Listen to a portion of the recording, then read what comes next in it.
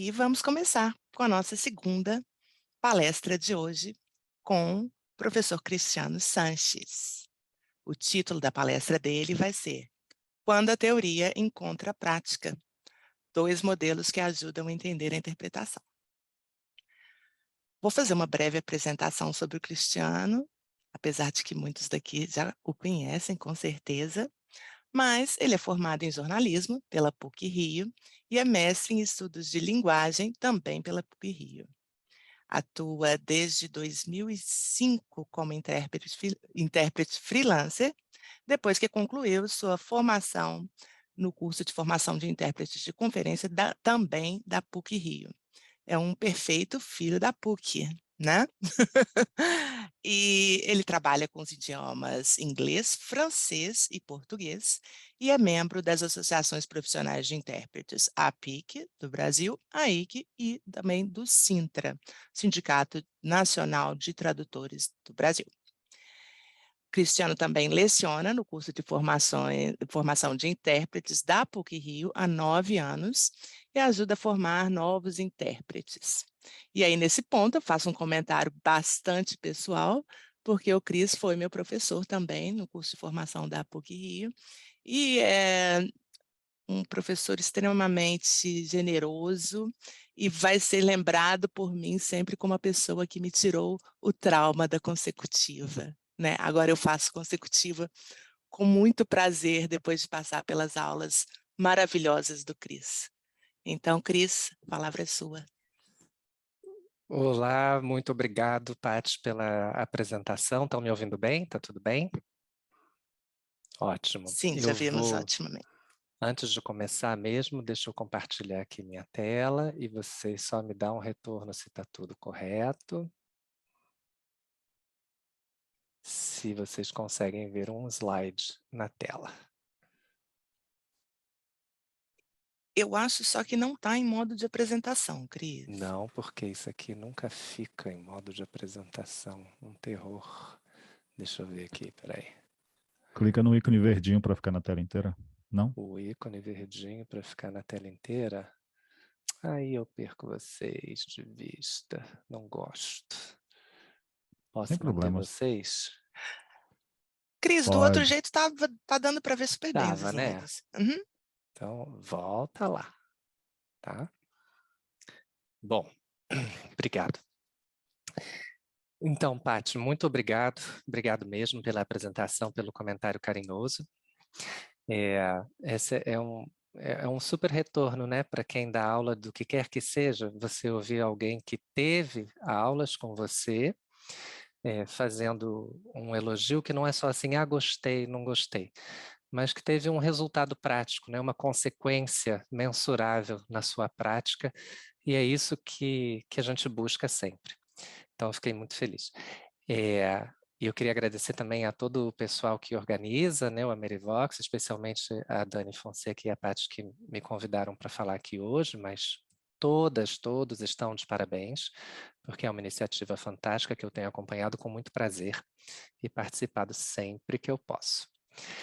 Mas hoje eu vim aqui para falar com vocês de um tema que, evidentemente, ele só entrou na minha vida não quando eu virei intérprete, mas quando eu comecei a ter que pensar em como falar, teoricamente, sobre interpretação, né?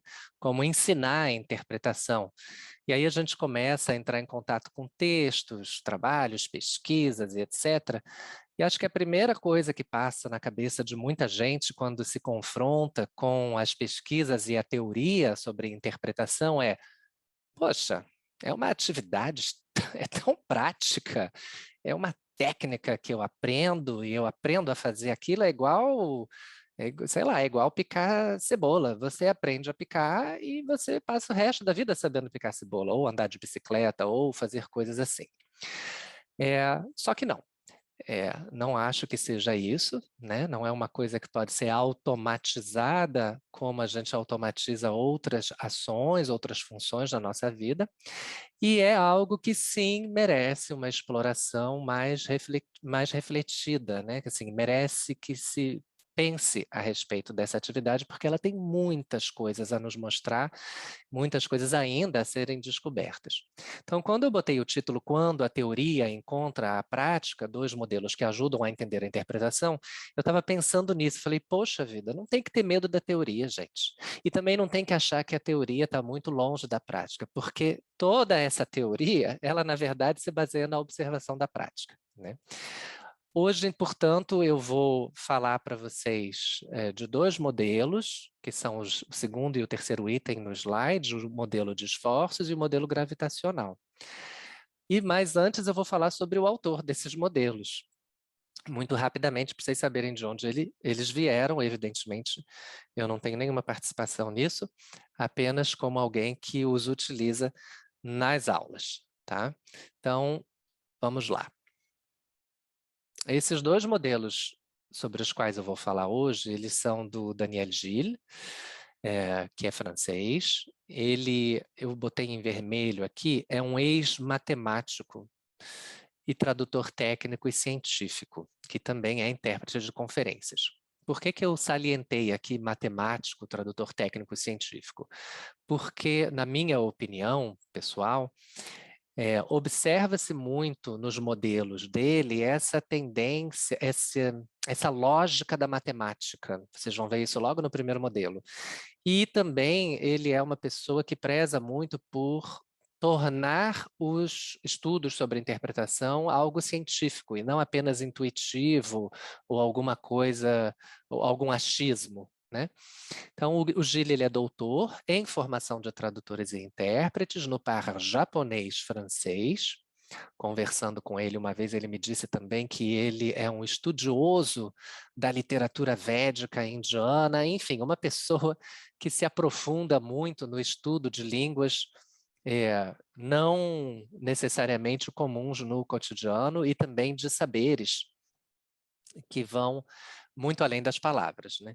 É doutor em interpretação de conferências também e atua como intérprete de conferências freelancer, mas é muito, muito conhecido no seu papel de pesquisador e acadêmico. Então, ele é um professor emérito de tradução na Université Paris 3, na Sorbonne Nouvelle, desde 2014, já tendo lecionado em outras instituições anteriormente, e é membro da AIC, que é algo que a gente menciona para vocês saberem, né, de onde ele está falando, né, com que referenciais ele fala e etc. Muito bem, então os modelos sobre os quais eu vou falar hoje, eu os aprendi a partir dos trabalhos do Gilles. E o primeiro deles, eu acho, que é o mais conhecido de todos os modelos que tentam pensar a interpretação. Muito importante, gente, isso não é uma teoria, tá? O próprio Gilles faz questão de frisar isso. Não é uma teoria, é um modelo, ou seja, uma tentativa de representar de forma muito simplificada o que acontece durante a interpretação. É muito diferente de eu criar uma teoria a respeito de um objeto de estudo ou a respeito de algum fenômeno que eu estudo. Esse aqui é só uma tentativa de, por assim dizer, descrever de uma maneira mais simplificada o que poderia estar acontecendo em termos cognitivos quando alguém faz interpretação. Interpretação simultânea, interpretação consecutiva, à prima vista, qualquer que seja, tá? Eu não vou me aprofundar nos 2 modelos hoje, assim, muito, porque a gente não tem tempo. Eu só queria compartilhar com vocês, dizer que eles existem e mostrar que eles estão muito associados à nossa prática e que nos ajudam a falar sobre a nossa prática, sobre a nossa atuação e a entender também coisas que acontecem. Então, por exemplo, pega esse modelo de esforços aí.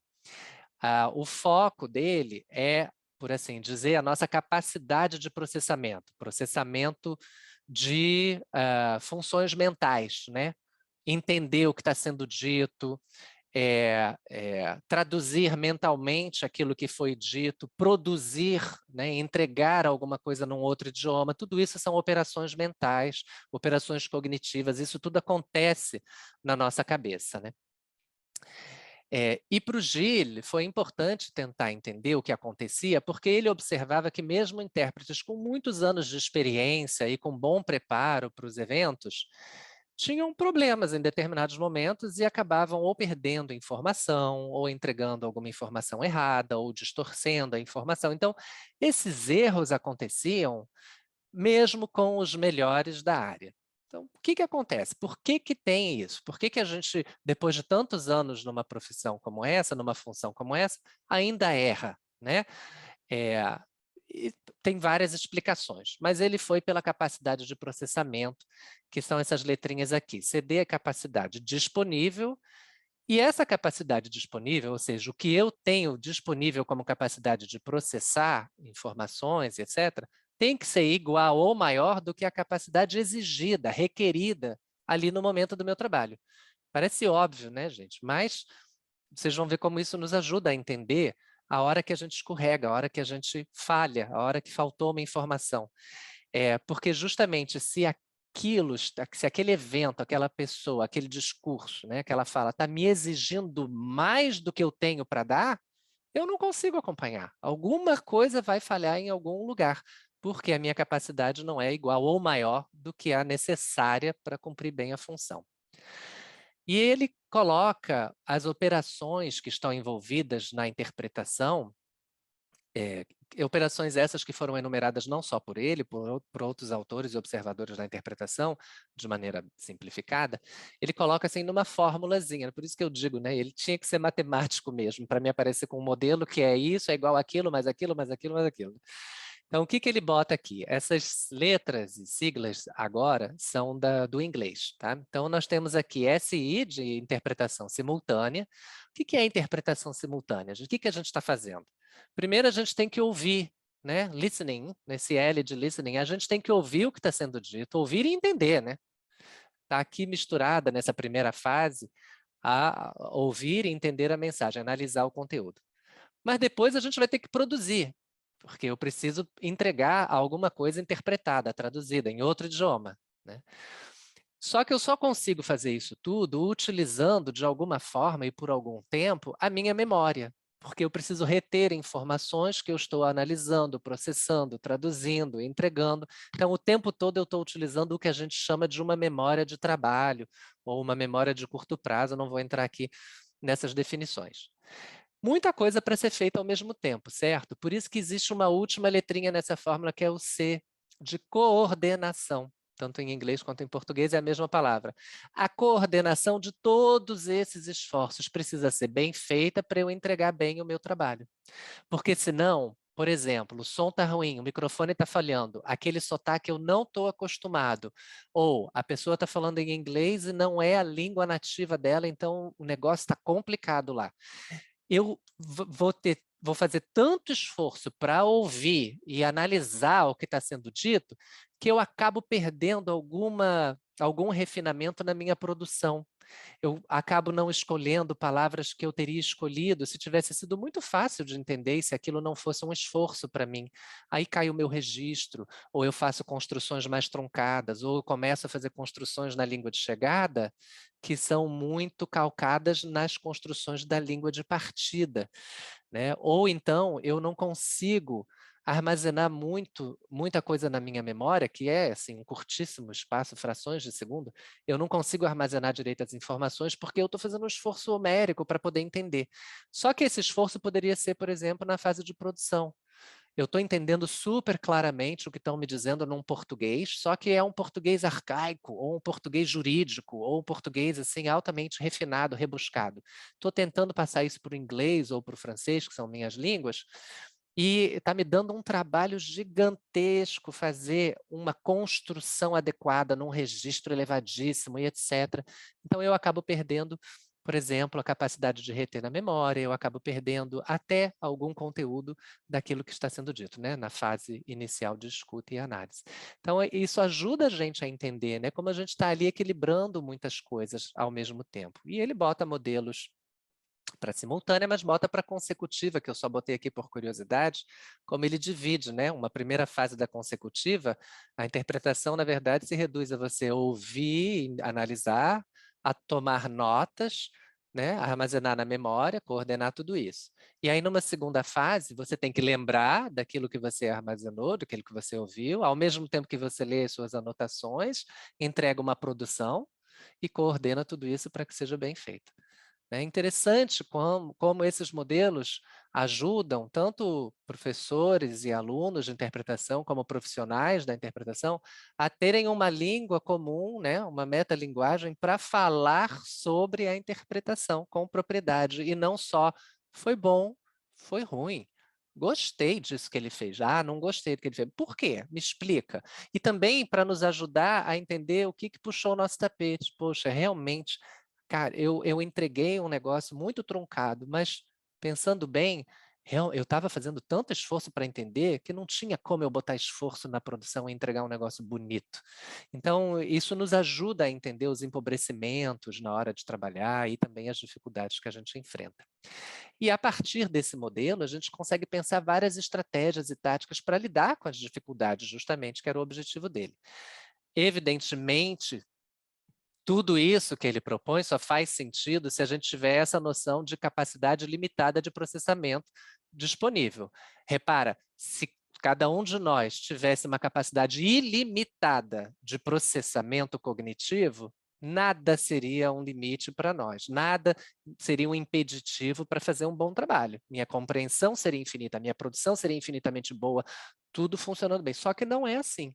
Existe uma limitação, que é natural.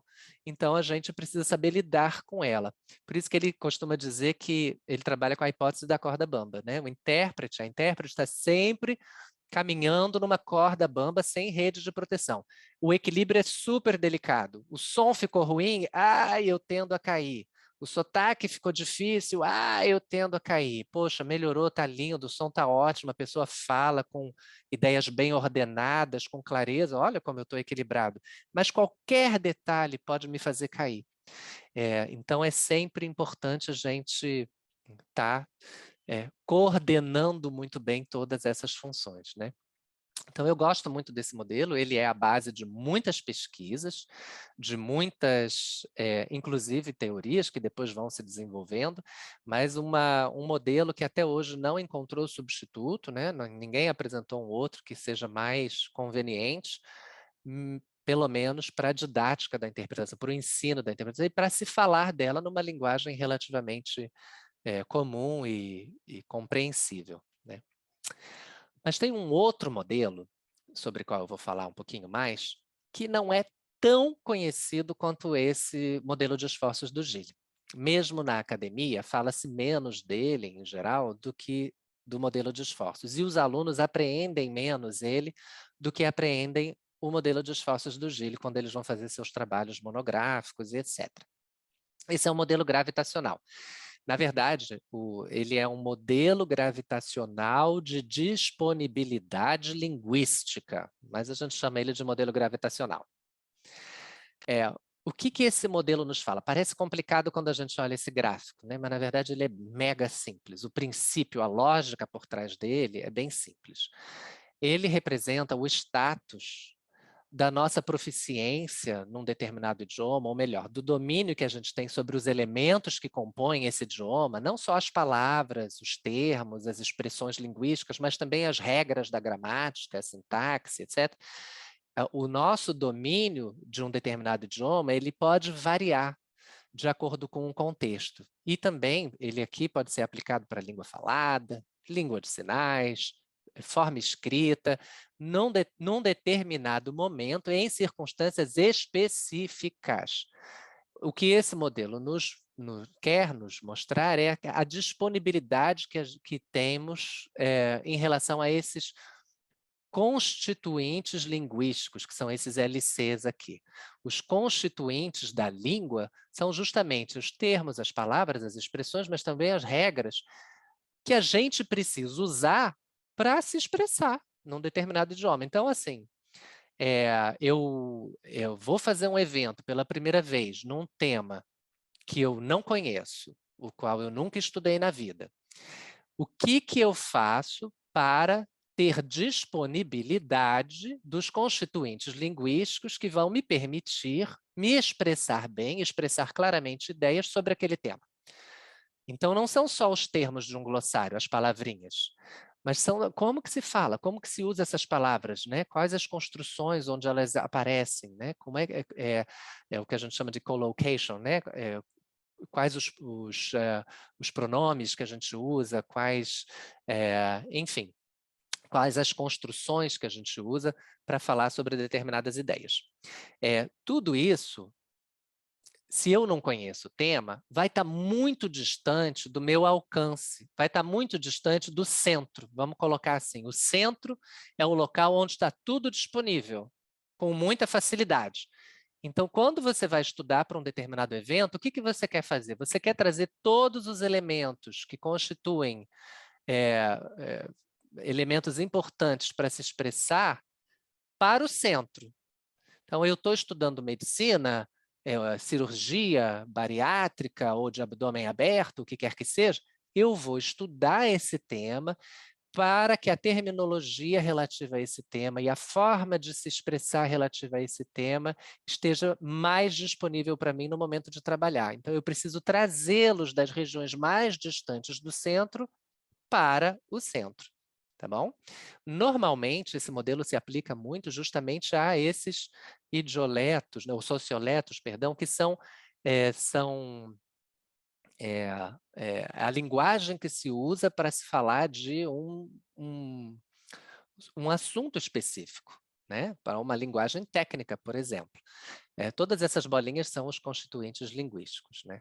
Esse modelo não é estático, ele é dinâmico. Essas bolinhas, essas esferas ficam passeando do centro para a periferia, da periferia para o centro o tempo todo.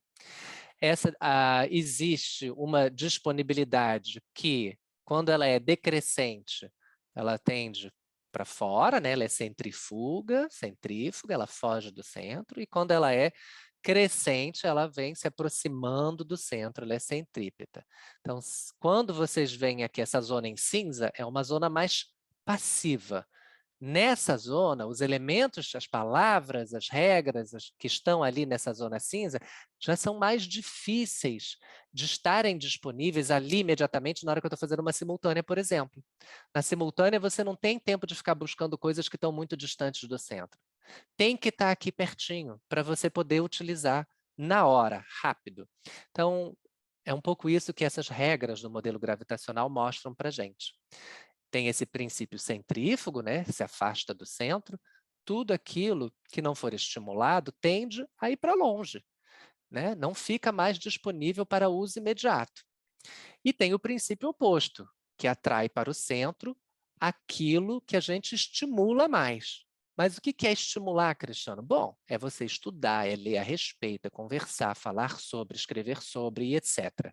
Existem diferentes maneiras de você estimular esses constituintes linguísticos para você tê-los bem disponíveis na hora de trabalhar. Então, a frequência de estimulação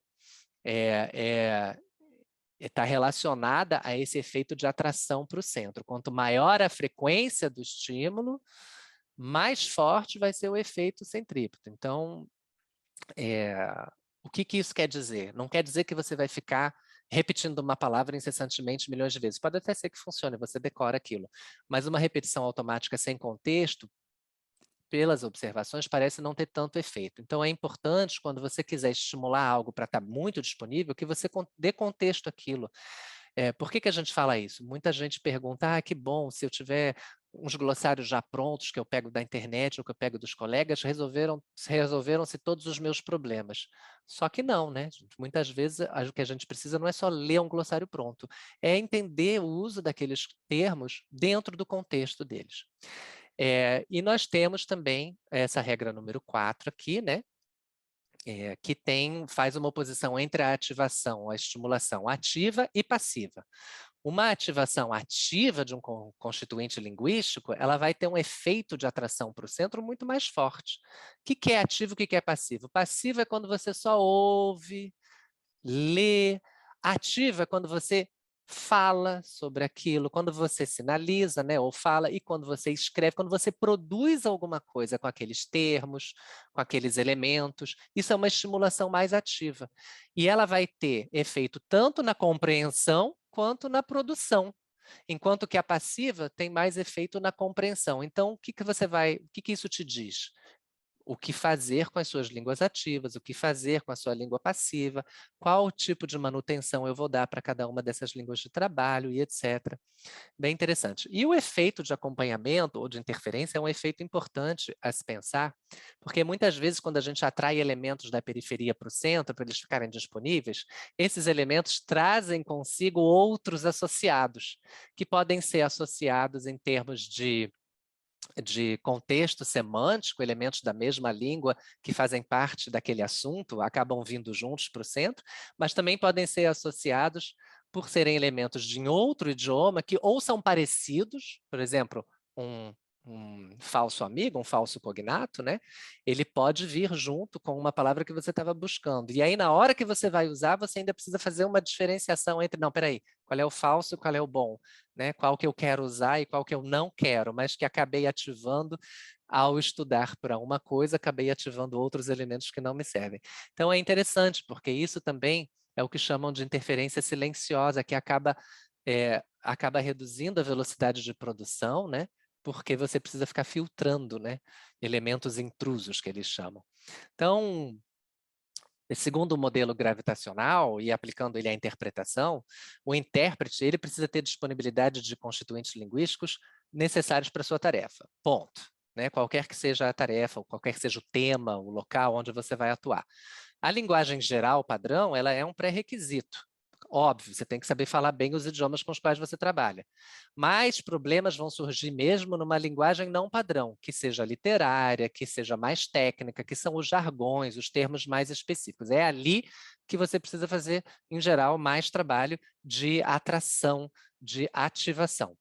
Na simultânea, por causa do tempo, né, e outros elementos, somente os constituintes linguísticos altamente disponíveis é que vão ser importantes em termos operacionais. Ou seja, somente o que está super disponível você vai conseguir usar ali na hora, porque senão você vai empacar. Você vai ter que buscar outras palavras, vai ter que descrever aquela ideia com outras palavras, porque vai te faltar algum elemento. Por isso que a gente faz o quê, gente? Mágica? Não, a gente se prepara, a gente estuda, a gente busca, a gente se interessa por aquele assunto, né?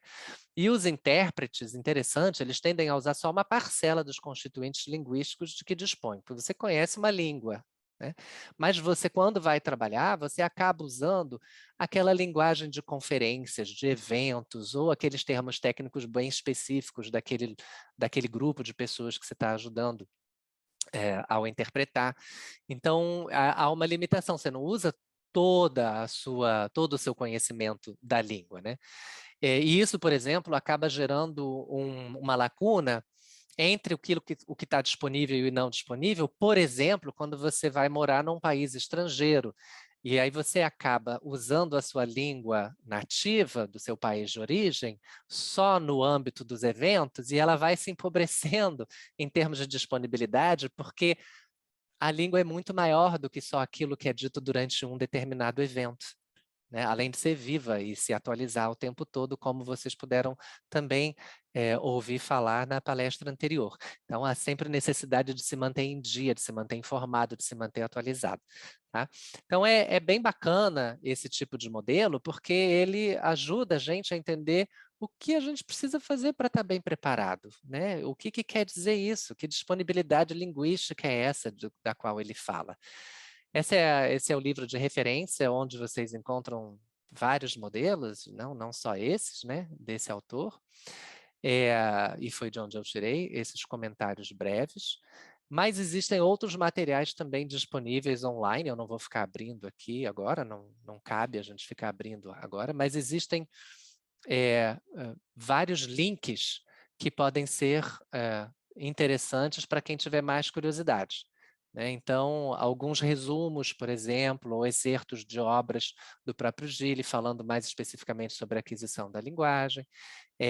Algumas pessoas, como a Alessandra Vita, intérprete, mas que no blog dela publicou uma síntese dos modelos de esforços do Gili bastante palatável, bastante fácil de compreender, ou outros sites mais de pesquisa, como o ResearchGate, onde você consegue mesmo publicações e outros textos que falam a respeito, e a gente pode ver aqui pelos títulos, né, que o próprio Gilles, aqui nesse caso, fez atualizações e esclarecimentos a respeito do modelo de esforços e também o quanto eles são relacionados a uma construção de uma didática, né, para ensinar o que é interpretar. A gente, para ensinar alguma coisa, tem que saber falar sobre ela.